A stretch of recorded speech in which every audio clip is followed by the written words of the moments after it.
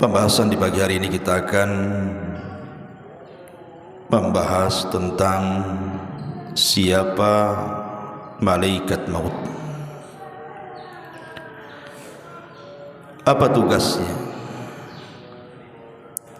Apakah kemudian malaikat maut juga bisa meninggal? Bagaimana kondisi malaikat maut di akhirat?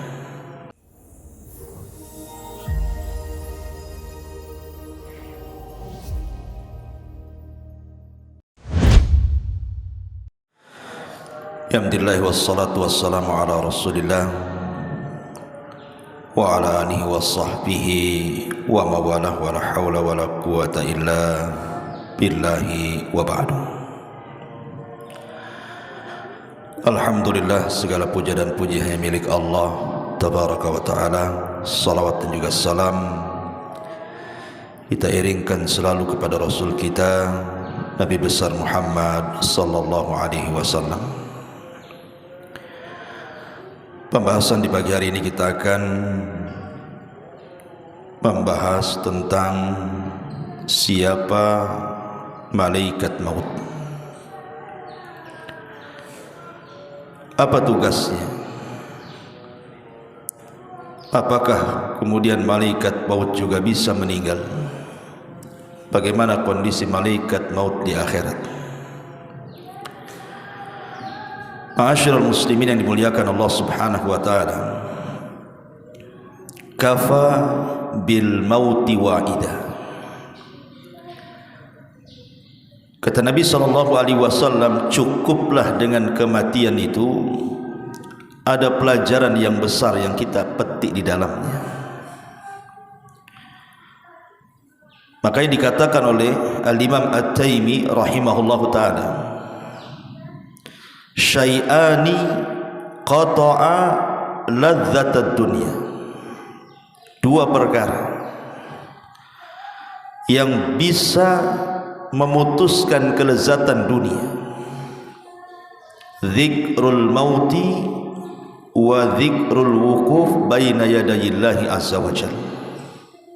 Pertama, mengingat kematian, dan yang kedua, mengingat bahwa kita akan dihadapkan di hadapan Allah Subhanahu wa taala. Dan berkata juga para ulama salaf yang lainnya, man aktsara dzikral mauti akramahu Allahu bi thalathin. Siapa yang banyak mengingat dengan kematian, maka Allah akan muliakan dengan tiga perkara. Bita'jili taubati, pertama dia akan menyegerakan bertobat. Wa qanaati fil qalbi, dia akan senantiasa redha dalam hatinya. Wa nasyati fil ibadati, dan dia akan rajin melakukan ibadah. Tetapi sebaliknya, wa man nasiyal mauta aqabahu Allahu bi thalathin. Tapi kalau dia melupakan adanya kematian, maka dia akan diazab dengan tiga perkara. Bitaswifit taubati, dengan menunda-nunda taubat. Wa tarkir ridha bil qalil, dia tidak senang dengan pemberian Allah yang sedikit. Wa takasulin fil ibadati, dan dipastikan dia malas beribadah. Ma'asyiral muslimin yang dimuliakan Allah azza wa jal, kullu nafsin dha'iqatul maut, setiap jiwa pasti mati. Falaula idza balagatil khulqum wa antum hina idzin tanzurun wa nahnu aqrabu ilaihi minkum walakin la tubsirun falaula in kuntum ghaira madinin tarji'unaha in kuntum shadiqin. Maka kalau begitu, mengapa tidak mencegah ketika nyawa telah sampai di kerongkongan, dan kamu ketika itu mampu melihat, dan kami lebih dekat kepadanya daripada dirimu sendiri, tapi kamu tidak bisa melihatnya. Maka mengapa jika kamu memang tidak dikuasai oleh Allah, kamu tidak mengembalikan nyawa itu jika kamu memang orang yang benar? Artinya kematian itu pasti akan mendatangi siapapun. dan orang yang pertama kali bercita-cita ingin mati adalah Nabi Yusuf alaihi salatu wassalam.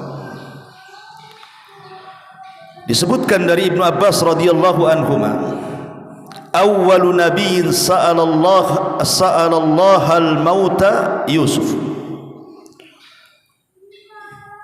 Yang pertama kali dari kalangan para nabi yang meminta kepada Allah tentang kematian adalah Nabi Yusuf. Dan itu disyaratkan di dalam firman Allah surah Yusuf ayat 101, Rabbi qad ataitani minal mulki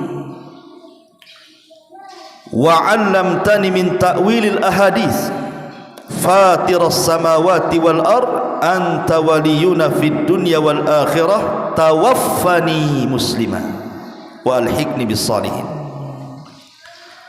Ya Rabb, sesungguhnya Engkau telah menganugerahkan kepadaku sebagian kerajaan dan telah mengajarkan kepadaku berbagai macam tabir mimpi. Ya Rabb, Engkau pencipta langit dan bumi, Engkaulah pelindungku di dunia dan akhirat. Wafatkan aku dalam kondisi Islam dan gabungkan aku dengan orang-orang saleh. Tentu Nabi Yusuf ketika berangan-angan ingin sebuah kematian itu bukan karena dia kemudian seperti layaknya orang-orang yang terkena sakit kemudian tidak mau lagi tinggal di dunia. Tidak, justru Yusuf ini sebaliknya. Kondisi dia di atas popularitas yang luar biasa. Makanya dijelaskan oleh para ulama, wa Nabi Yusuf alaihi salatu wassalam, dia ingin bersyukur kepada Allah subhanahu wa ta'ala dengan adanya dunia yang ada di hadapannya, sehingga ketika itu dia meminta kepada Allah subhanahu wa ta'ala jangan sampai dunia ini memfitnah dirinya.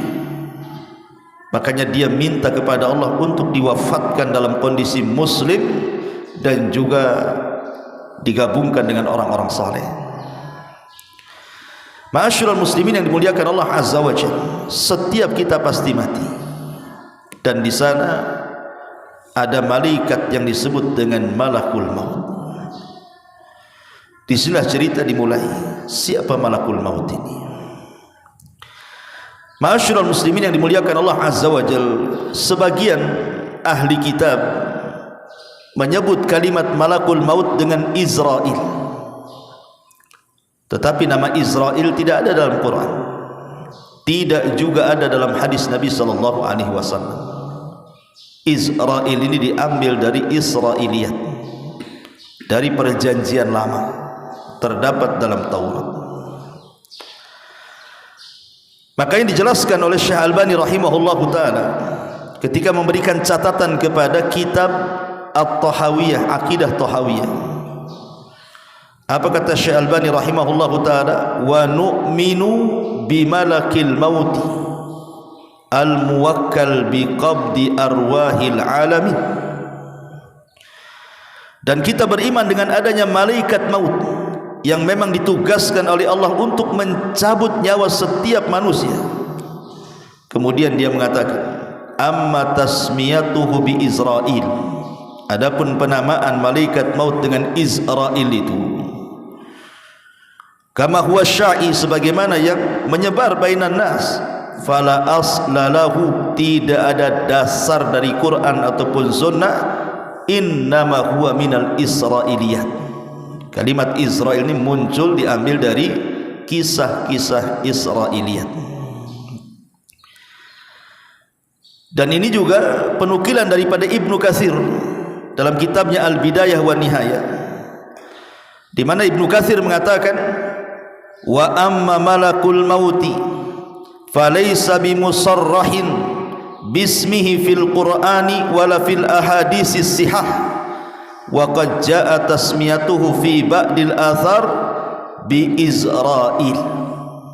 Kata Ibnu Katsir dalam kitabnya Bidayah wa Nihayah, adapun malaikat maut maka tidak ada penjelasan yang jelas dalam Al-Quran, tidak pula dalam hadis Nabi SAW yang sahih tentang penamaan Israel itu. Tapi ada beberapa athar, yang mengatakan seperti itu. Ya, bisa saja kita katakan Israel kalau menurut versi Israiliyat. Tetapi kita sebagai umat penganut Al-Quranul Karim, maka kita cukup katakan malakul maut. Selesai. Berdasarkan Allah Subhanahu wa taala berfirman di banyak ayat dalam Al-Quran, qul yatawaffakum malakul mautil ladzi wukkila bikum thumma ila rabbikum turja'un. Katakanlah, malaikat maut yang diserahi untuk mencabut nyawamu akan mematikan kamu, kemudian kepada Tuhanmu kamu akan dikembalikan. Di sini Allah mengatakan malakul maut, bukan Israel. Ma'asyiral muslimin yang dimuliakan Allah Subhanahu wa taala. Lalu apa tugas malaikat maut ini? Tugas malaikat maut, ya sebagaimana namanya, malaikat kematian. Artinya tugasnya adalah mencabut nyawa. Sejak kapan dia ditugaskan untuk mencabut nyawa?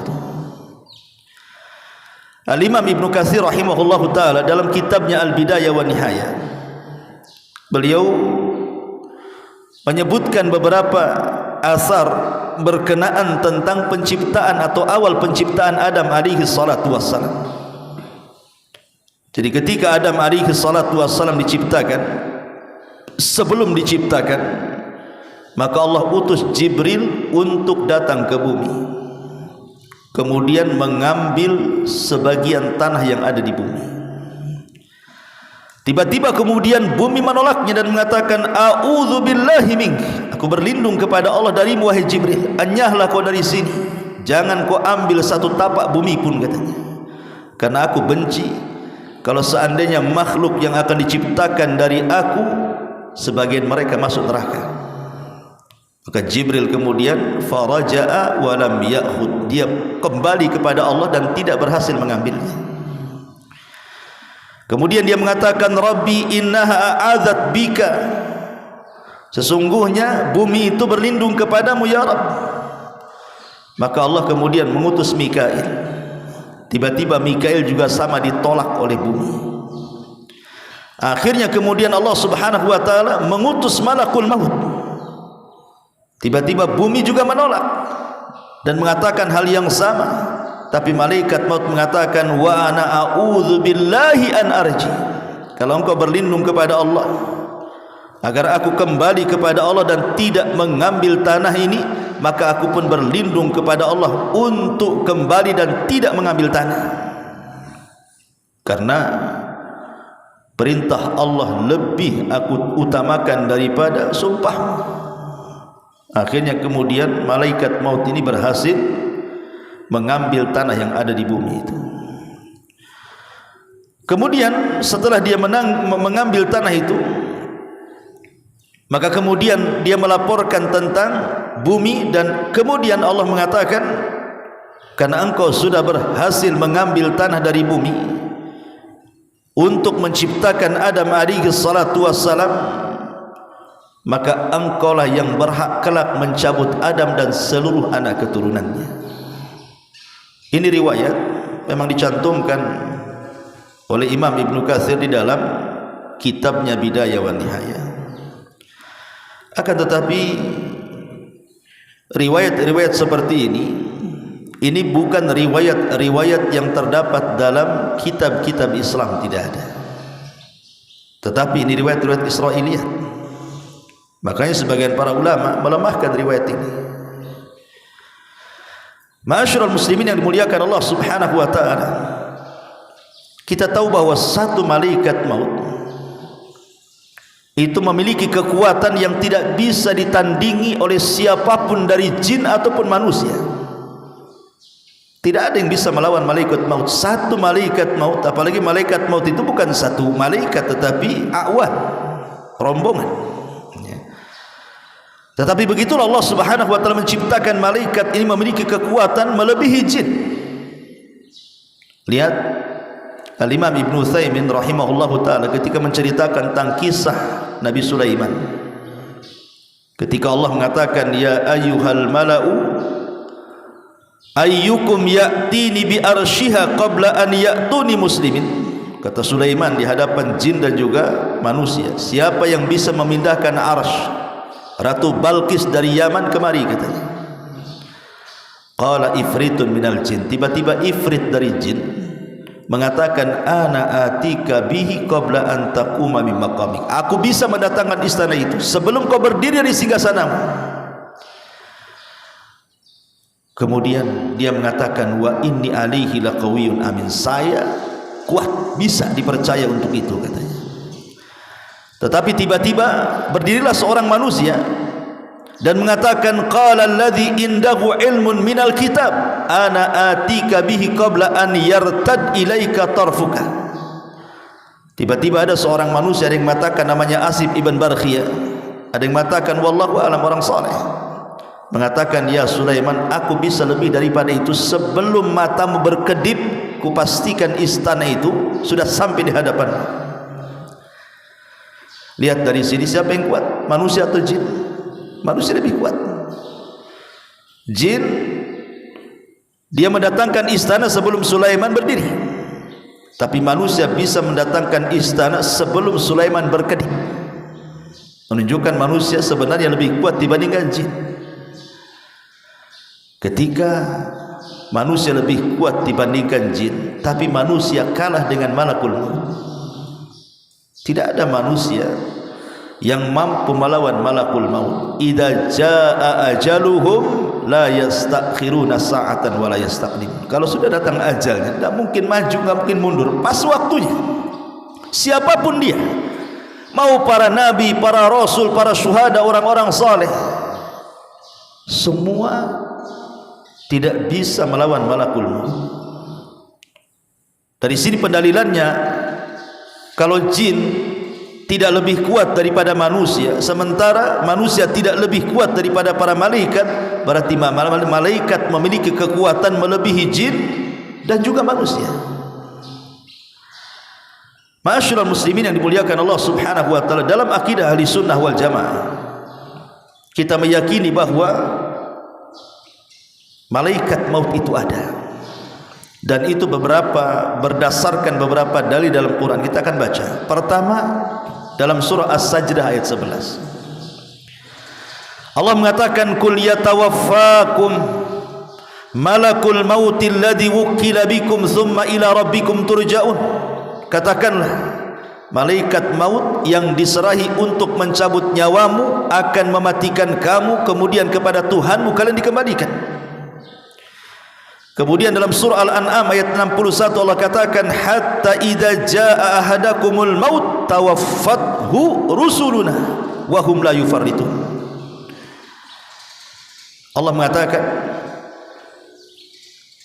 sehingga ketika datang kepada salah seorang di antara kalian kematian, maka malaikat-malaikat kami yang mencabut nyawanya, dan mereka tidak pernah lalai dari tugasnya. Dan Allah juga katakan dalam surah Al-An'am ayat 93, walau tara idzi zalimuna fi ghamaratil maut wal malaikatu basitu aydihim akhriju anfusakum. Alangkah dahsyatnya sekiranya kamu melihat di waktu orang-orang zalim berada dalam tekanan sakaratul maut, sedang para malaikat memukul dengan tangannya sambil berkata, keluarlah nyawamu.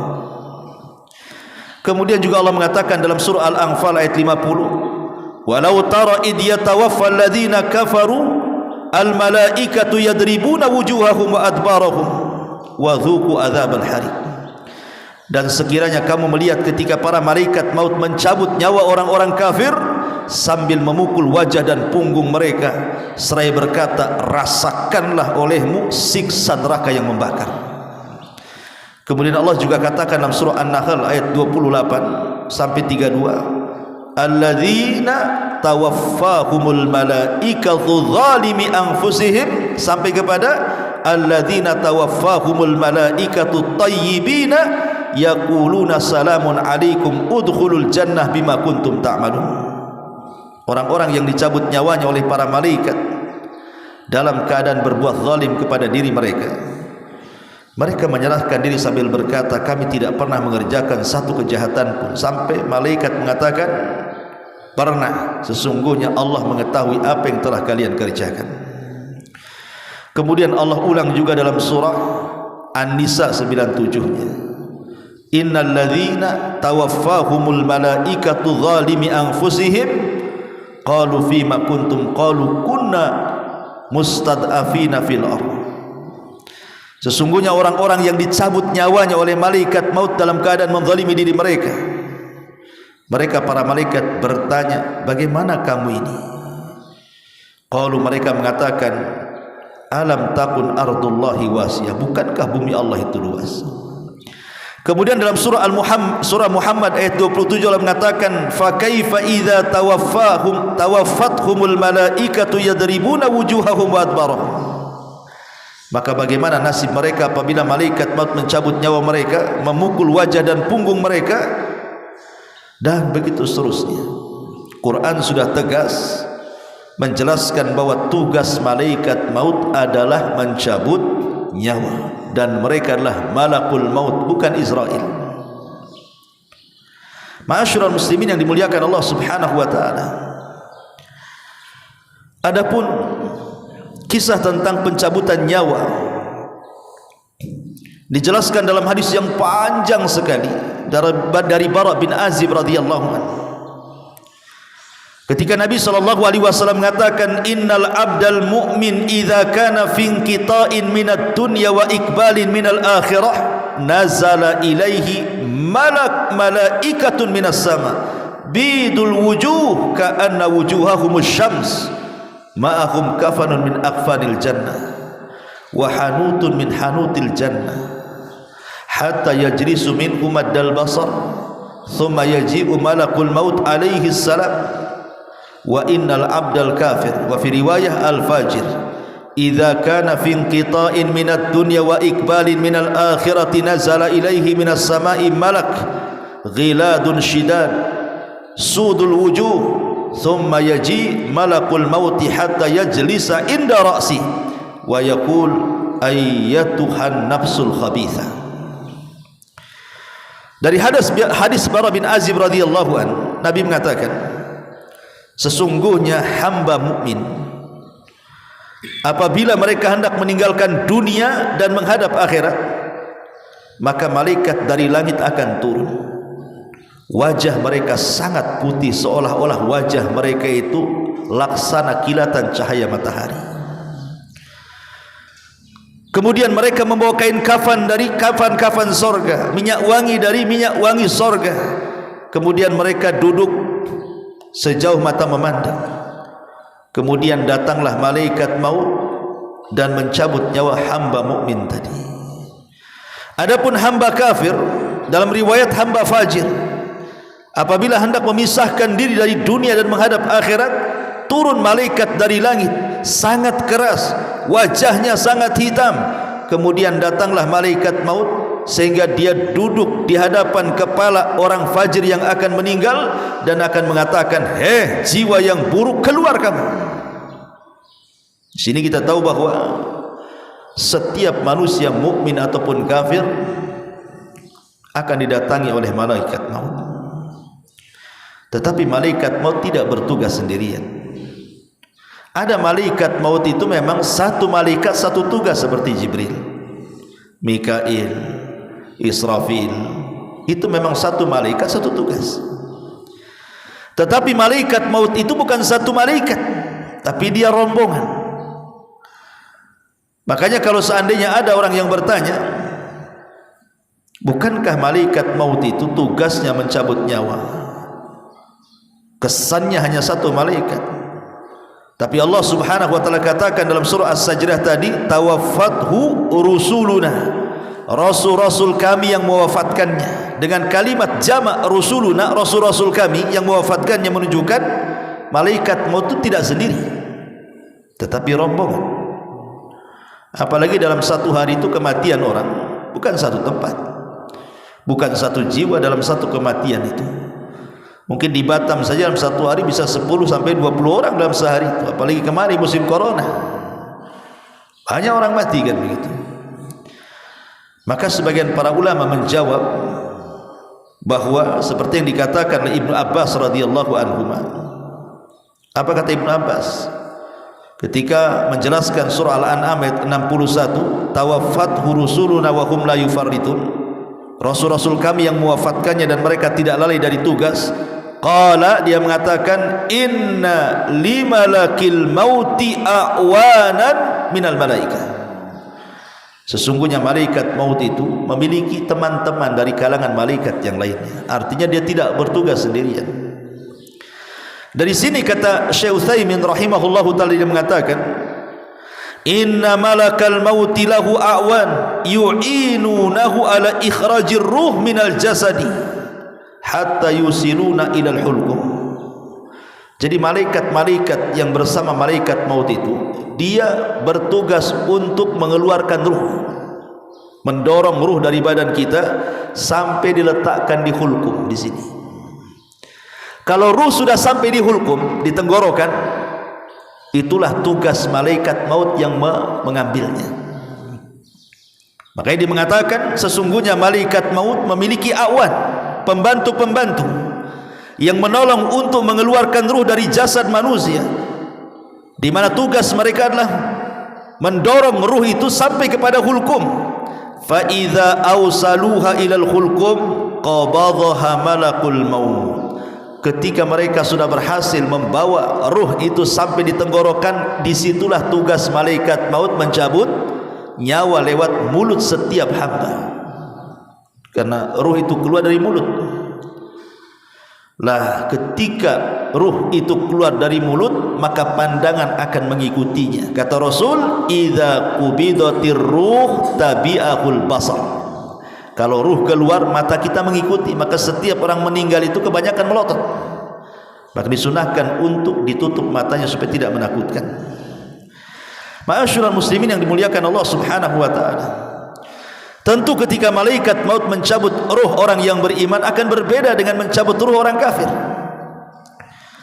Orang kafir apabila dicabut berdasarkan ayat tadi surah Al-An'am ayat 93, wa tara walau tara idz zalimuna fi ghamaratil maut wal malaikatu basitu aydihim akhriju anfusakum al yawma tujzauna adzabal hun bima kuntum taqulun 'ala Allah ghairal haqqi wa kuntum an ayatihi tastakbirun.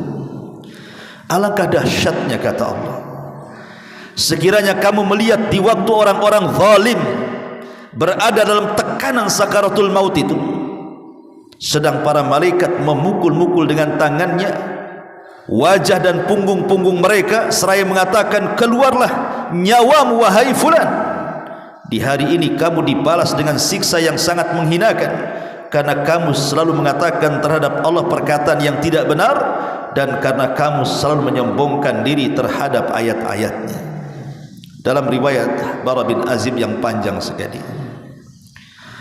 bahwa ruh orang kafir itu ketika dicabut, maka diibaratkan safud. Safud itu semacam pisau yang bengkok seperti cerulit. Kemudian safud ini dimasukkan ke dalam bulu-bulu kambing wol. Antum tahulah kambing wol itu, kambing Australia itu kan bulunya itu 1 jengkal lebih itu, kadang-kadang berkeriwal-keriwal kan, bergumbal-gumbal kalau nggak dicukur itu. Kalau dimasukkan tuh pisau itu ke dalam gimbalan bulu-bulu wol kambing itu, tiba-tiba disiram, tentu bulu-bulu itu akan melengket di pisau yang dalam bentuk cerulit itu. Kemudian pisau itu dicabut dengan cara paksa. Apa yang terjadi? Akan merontokkan bulu-bulu kambing itu. Kata Rasul, begitulah nyawa ruhnya orang kafir ketika dicabut malaikat maut, akan merontokkan semua persendian dan tulang-tulang, sehingga dia akan berteriak kesakitan yang tidak ada yang tahu rasa sakitnya kecuali Allah Subhanahu wa taala. Tapi ruhnya seorang mukmin maka akan dipanggil dengan panggilan yang baik. Sebagaimana hadis Abi Hurairah radhiyallahu anhu, maka malaikat maut akan mengatakan, ukhruji ayyatuhan nafsut thayyibah kanat fil jasadit thayyibah ukhruji hamidatan wabshiri bi rauhin wa raihan wa rabbun ghaira ghadban. wahai jiwa yang tenang, wahai jiwa yang baik, keluarlah dari jasad yang baik, keluar dengan cara terpuji, dan berbahagialah engkau akan mendapatkan wewangian dari sorga, dan engkau akan menghadap Rabb yang tidak sedang murka. Dan Allah katakan dalam Al-Quran, ya ayyatuhan nafsul mutmainnah irji'i ila rabbiki radiyatan mardiyah. Wahai jiwa yang tenang, keluarlah kepada keridhaan Allah Subhanahu wa ta'ala. Ma'asyiral muslimin yang dimuliakan Allah Subhanahu wa ta'ala, di antara tugas malaikat maut adalah menghabarkan kabar gembira yang baik kalau yang meninggal adalah seorang mukmin. Dan itu disebutkan dalam surah Fussilat ayat 30. Allah mengatakan apa? Innal ladzina qalu Rabbuna Allah thumma istaqamu tatanazzalu alaihimul malaikatu alla takhafu wa la tahzanu wa abshiru bil jannati allati kuntum tu'adun. Orang-orang yang mengatakan Rabb kami Allah kemudian istiqamah, maka akan turun para malaikat kepadanya. Ada yang mengatakan malaikat maut dan teman-temannya, kemudian mengatakan jangan takut, jangan sedih, berbahagialah karena sorga sudah dijanjikan kepadamu.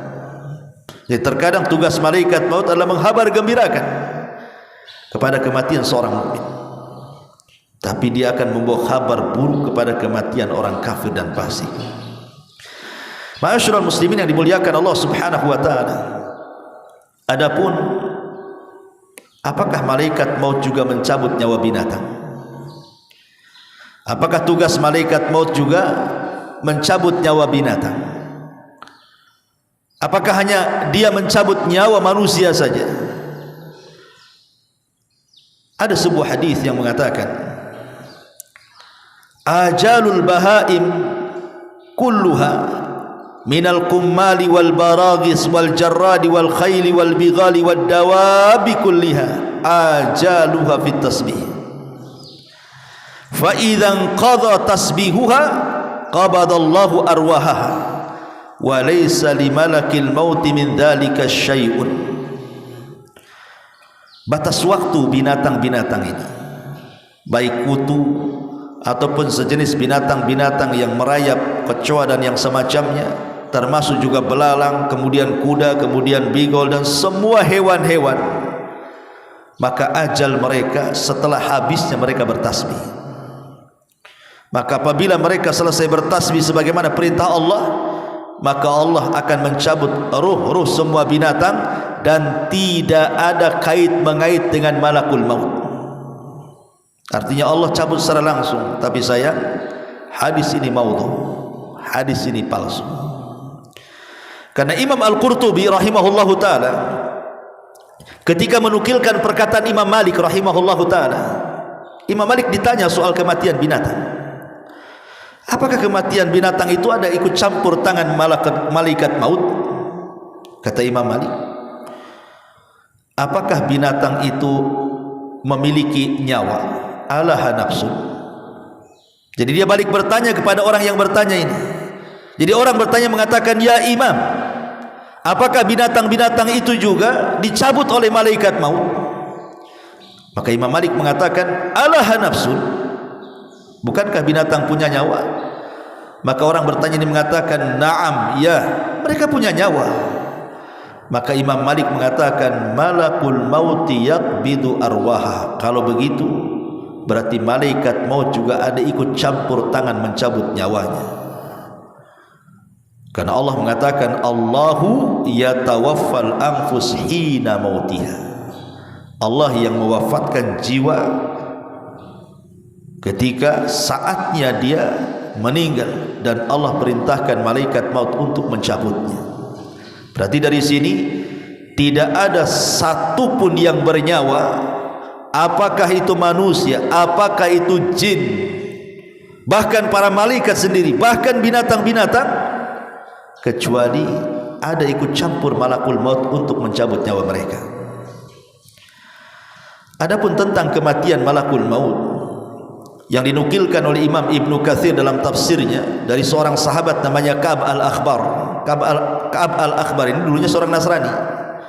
masuk Islam di zaman Umar dan menjadi ulama Islam, sehingga dia banyak membawakan kisah-kisah Israiliyat. Dan kisah-kisah Israiliyat ini Nabi SAW pernah mengatakan, hadithu ambani Israel wala haraj, ceritakan tentang kisah Israel tidak mengapa, tetapi kata Rasul, jangan kau benarkan secara mutlak, jangan pula kau dustakan secara mutlak. Ya, kisah Israiliyat ini diceritakan sebagai pelezat saja, karena sandaran kita adalah Al-Quran dan Sunnah. Disebutkan dalam riwayat yang panjang sekali dari Abu Hurairah radhiyallahu anhu, jadi saat kiamat datang, ji'a malakul mauti ilal jabbar, didatangkan malaikat maut menghadap Allah subhanahu wa ta'ala.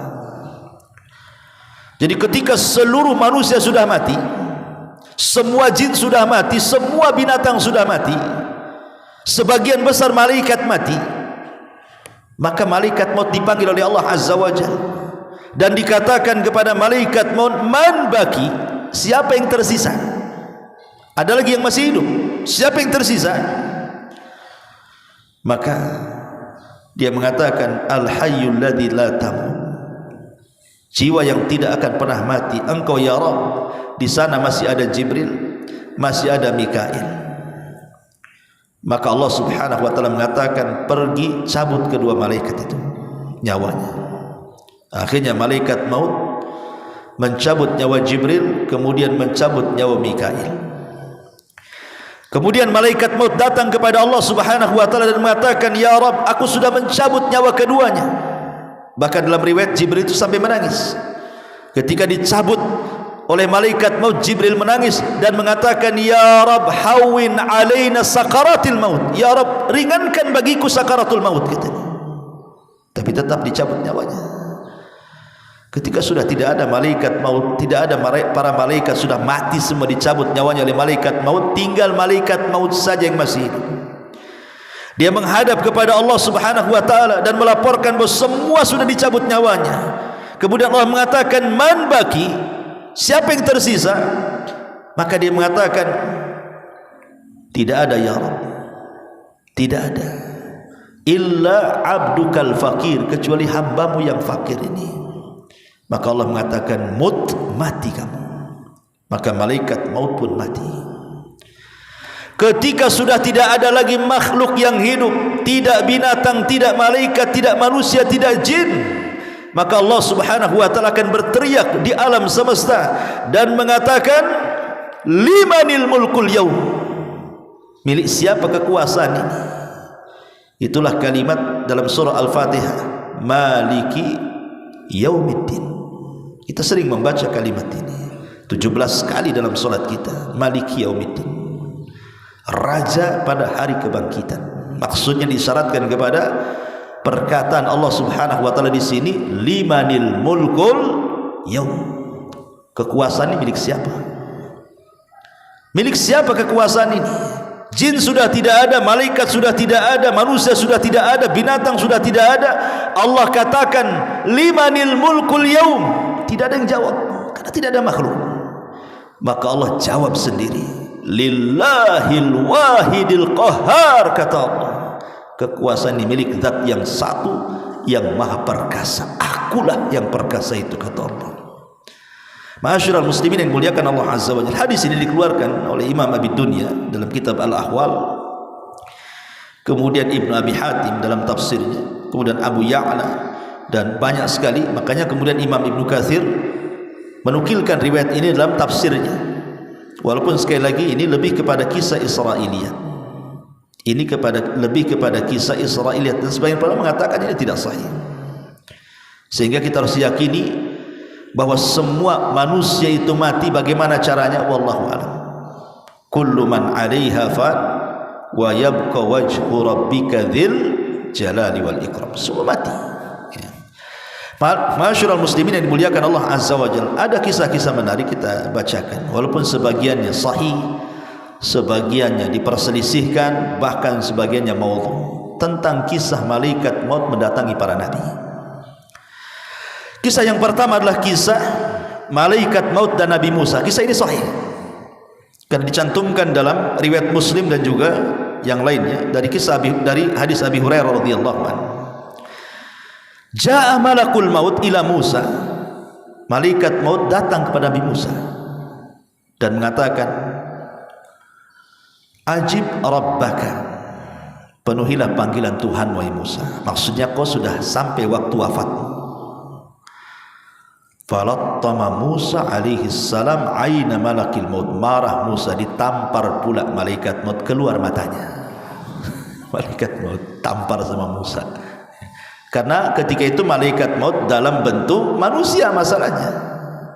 Kalau dia datang dalam bentuk malaikat maut tidak bisa ditampar. Dia mendatangi Nabi Musa dalam bentuk manusia. Ketika dia mengatakan seperti itu, ajib rabbaka, Musa, penuhi panggilan Rabbmu, kau harus mati hari ini katanya. Ya Musa emosi lah dibilang begitu. Ditampar malaikat maut itu, keluar biji matanya. Faraja'al malak ilallah, maka malaikat maut akhirnya melapor kepada Allah dan mengatakan, ya Rabb, innaka arsaltani ila abdin laka la yuridul maut. Ya Rabb, kau utus aku kepada hamba yang tak mau mati. Cemana pula ni katanya. Maka Allah subhanahu wa ta'ala mengatakan, setelah kemudian mengembalikan kedua matanya, maka Allah mengatakan, irji ila abdi, datang kau lagi kepada hambaku Musa. Fakul, dan katakan, al hayata turid, fa idza kunta turidul hayat fadha yadaka ala matni thawri fama tawarat yaduka min sya'ratin fa innaka ta'isu biha sanatan. Maka Allah mengatakan kepada malaikat maut, kembali kepada hambaku dan sampaikan kepadanya, apakah engkau terus menginginkan kehidupan? Jika engkau masih menginginkannya, letakkan tanganmu pada punggung sapi jantan. Satu bulu yang kau tutupi tanganmu itu, maka engkau akan hidup 1 tahun. Jadi kalau seandainya kita letakkan begini tangan kita di sapi jantan, rupanya bulu yang ditutupi tangan itu anggaplah ada 100 bulu, berarti setiap 1 bulu dihitung 1 tahun. Ya. Maka Musa berkata, lalu apa setelah ini? Qala fal ana min qarib rabbi amitni minal ardil muqaddasati ramyata bihajarin. Qala Rasulullah sallallahu alaihi wasallam, wallahi law anni indahu la ara'aitukum qabrahu ila janibit tariq indal kathibil ahmar. Lalu Musa berkata, wahai Tuhanku, sekarang kupilih kematian dalam waktu dekat. Artinya akhirnya Musa pasrah, udah cabut aja lah daripada tak dicabut gitu. Cabut aja lah katanya. Ya. Kemudian Nabi SAW menyampaikan keinginannya, matilah aku dekat tanah suci Baitul Maqdis sedekat lemparan batu. Rasul sallallahu alaihi wasallam kemudian menambahkan, demi Allah, andai aku berada di sisi Musa, niscaya akan aku perlihatkan kepada kalian kuburnya berada di pinggir jalan, tepatnya pada gundukan pasir. Hadis ini sahih karena riwayat Muslim. Tapi masalahnya di sana ada riwayat yang berbeda. Riwayat seperti malaikat maut ketika mendatangi wazirnya Sulaiman, dan ini banyak dinukilkan juga oleh ahli tafsir masalahnya dalam tafsir Jalalain dan yang lainnya. Jadi satu hari Nabi Sulaiman ini sedang berbincang dengan wazirnya, dengan menteri kesayangannya, bincang. Tiba-tiba diketuklah pintu kantor itu. Ketika diketuk pintu itu, dibukalah oleh Sulaiman. Nampak pula yang datang itu orang yang sangat menyeramkan, menatap wajah sang wazir, menterinya Sulaiman, kemudian pergi. Setelah berbincang dengan Sulaiman, jadi si wazir ini, menterinya Sulaiman, bertanya, siapa dia? Kata Sulaiman, itu malaikat maut, mau nyabut nyawa orang katanya. Gemetarlah ini si menteri ini, jangan-jangan dia mau mencabut nyawa saya pula katanya. Kalau gitu ya Sulaiman, kau kan bisa menundukkan angin dan awan, bawalah aku terserah kemana saja, ke India sana, jangan aku pertemukan aku, nggak apa-apalah, kau mutasi aku dari sini ke India sana, nggak usah bertugas di sini lagi katanya. Yang penting aku jangan ketemu orang itu katanya. Akhirnya dimutasi dia sama Sulaiman, diajak ke India. Ketika turun dari awan, rupanya orang itu sudah di situ. Jadi Sulaiman ini bertanya kepada orang itu dan mengatakan, kenapa kamu ada di sini? Maka kemudian dia mengatakan, Allah barusan merintahkan aku untuk nyabut nyawa orang dan dia ada di sini. Ku tengok-tengok tak ada, rupanya ada kamu dan dia. Mungkin dialah, katanya. Akhirnya dicabut nyawanya. Subhanallah. Itulah ketika Allah mengatakan, idza jaa ajaluhu la yastakhiruna sa'atan wa la yastaqdimun. Kalau datang ajalnya tidak mungkin maju, tidak mungkin mundur, kan itu. Tapi kisah ini disebutkan juga oleh Ibnu Abi Syaibah dalam kitab Musannaf, dan Ats-Tsa'labi dalam tafsirnya, Imam Ahmad dalam Zuhud, Ibnu Battah dalam Ibanah, Al-Asbahin dalam Azamah, Ibn Wahab dalam Tarikh Ad-Dimashqi, Abu Nu'aim dalam Hilyah, dan begitu seterusnya. Tetapi sekali lagi, sebagian para ulama mengatakan sanadnya ini mauquf.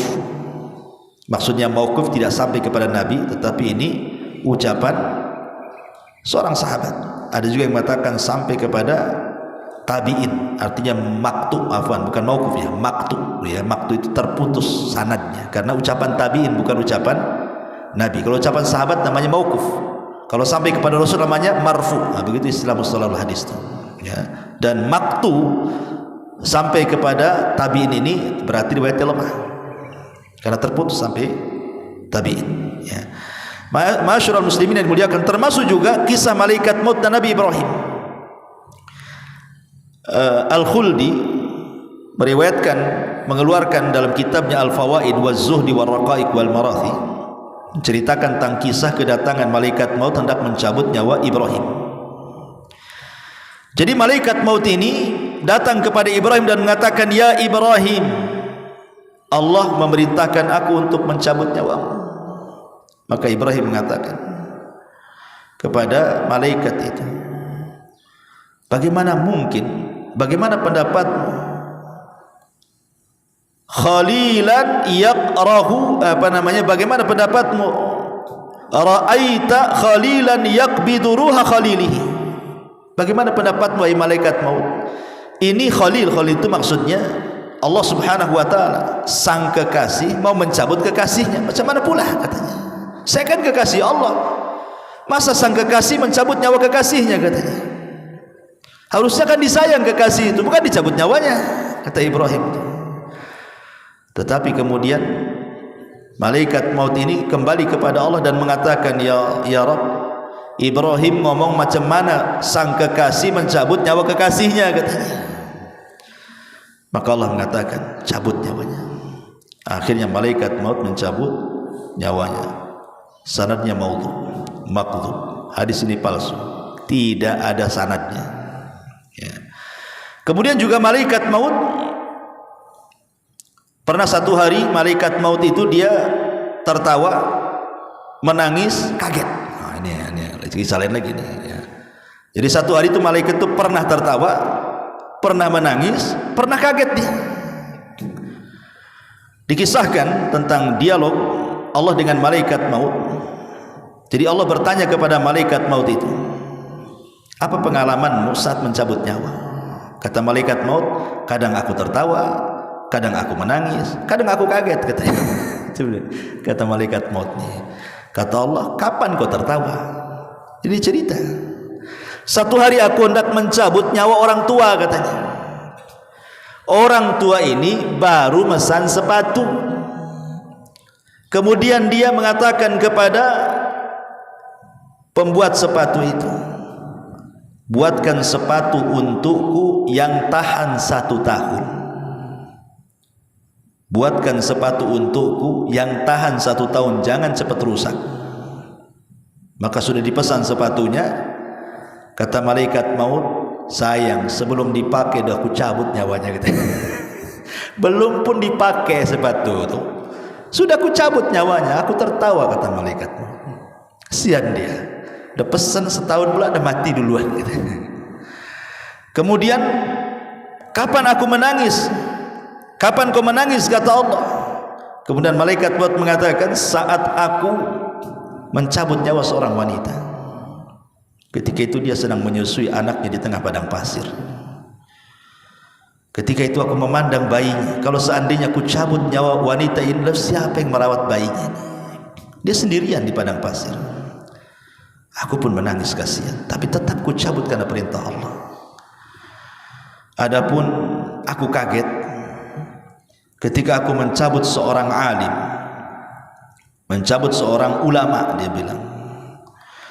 Tiba-tiba ketika aku hendak mencabutnya, aku kaget karena di dahinya ada cahaya. Tetapi tetap saja aku pun mencabut dia dan cahayanya. Tapi hadis ini dipermasalahkan juga oleh para ulama, karena hadis ini dilemahkan, tidak ada sanadnya sampai kepada Nabi sallallahu alaihi wasallam. Tetapi yang mungkin yang banyak dikisahkan adalah kisah tentang malaikat maut dan Nabi Yakub. Nah, itu dijelaskan, pernah saya juga jelaskan dalam khutbah Jumat, ketika Nabi Yakub didatangi malaikat maut, kemudian dikatakan, kata Yakub, kenapa kau tidak mengantarkan tanda-tanda sebelum kau cabut nyawaku? Entah 2 atau 3 tanda jadilah, katanya. Kata malaikat maut, kan sudah kukirim tanda-tandanya. Kata Yakub, apa tanda-tandanya? Bayadu ra'sika ba'da sawadi, inhina'u dhahrika ba'da istiqamati, wa dha'fu badanika ba'da quwwatihi, hadihi rusuli ila bani Adam qabla al-mauti. Putih rambutmu yang dulunya hitam, bungkuk badanmu yang dulunya tegak, lemah badanmu yang dulunya kuat, itulah tanda kau dekat dengan mati, katanya. Dan tanda ini akan berlaku kepada seluruh anak Adam. Masyarakat muslimin yang dimuliakan Allah Azza wa Jalla, sekilas tentang beberapa kisah seputar malaikat maut. Tapi yang jelas bahwa kematian adalah makhluk Allah. Malaikat maut adalah makhluk Allah. Kematiannya itu sendiri adalah makhluk Allah. Dan nanti pada hari kiamat ketika penduduk sorga masuk ke dalam sorga, penduduk neraka masuk ke dalam neraka, dan sudah tidak ada lagi syafaat, tidak ada lagi rahmat, semua sudah menduduki tempatnya masing-masing. Ji'abil mauti, maka Allah akan datangkan kematian ala suratil kabshan amlah, dalam bentuk kambing yang ada hitam putihnya. Kemudian Allah gorok tuh kambing itu, simbol bahwa tidak ada kematian lagi. Maka Allah subhanahu wa ta'ala akan menyuruh kepada penduduk sorga, ya ahlal jannah khuludun la mautalakum, hei ahli sorga, kekal kau kalian, kau dapat nikmat yang kekal di situ.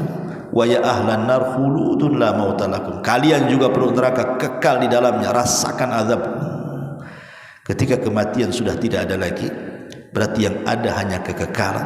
Itulah Allah katakan, innal ladzina amanu wa amilus salihat ulaika ashabul jannah hum fiha khalidun. Orang-orang yang beriman dan beramal saleh, mereka akan masuk surga dan mereka akan kekal di dalamnya selama-lamanya. Tapi lihat Allah katakan kepada penduduk neraka, innal ladzina kafaru wa kadzdzabu bi ayatina ulaika ashabun nar hum fiha khalidun. Orang-orang yang kafir dan mendustakan ayat-ayat kami, maka mereka akan masuk ke dalam neraka dan mereka kekal di dalamnya selama-lamanya. Subhanallah bihamdika asyhadu an la ilaha illa anta astaghfiruka wa atubu ilaik. Allahu taala alam. Assalamualaikum warahmatullahi wabarakatuh.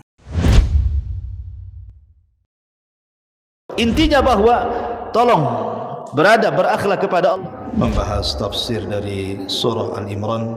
Lahirlah Imam Muslim, Abi Dawud, Tirmidzi, Ibnu Hibban. Jadi ketika Yunus alaihi salatu wassalam terkena undian itu,